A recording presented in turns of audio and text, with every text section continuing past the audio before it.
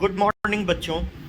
आयुषी पटेल, ये नाम तो सबको पता ही है। आयुषी पटेल, इन्होंने क्या किया, एक कहीं से टॉर्न ओएमआर सीट लाया और कहा कि ये मेरा ओएमआर सीट है और एनटीए पर क्लेम कर दिया। इलाहाबाद हाई कोर्ट ने आज के डेट में आयुषी पटेल के केस को डिसमिस कर दिया और एनटीए को ये हक दे दिया कि आप इन पर लीगल एक्शन ले सकते हो। इनको अब 3 साल के लिए बेटा 3 साल के लिए अब इनको बैंड कर दिया जाएगा।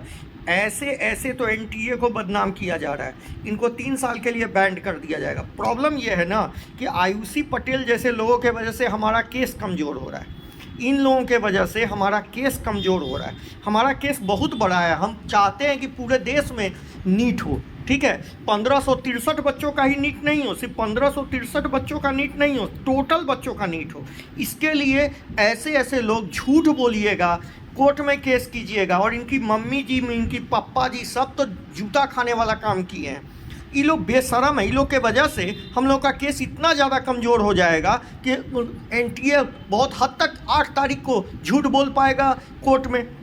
तो प्रॉब्लम ये है, एनटीए को अब क्या क्या हक मिल गया कि क्या क्या इन शॉर्ट में हम बता दें कि इन्होंने ओएमआर सीट को बोला कि मेरा जो टर्न हुआ है उसको मैनुअली चेक किया जाए। इनका टर्न हुआ ही नहीं था। दूसरा, अनडैमेज ओएमआर सीट कोर्ट में जो एनटीए है, जो ओरिजिनल इनका मार्कशीट है वो पेश कर दिया, ओएमआर सीट पेश कर दिया और कोर्ट ने इनको अलाउ कर दिया एनटीए को कि आप इन पर लीगल एक्शन लीजिए।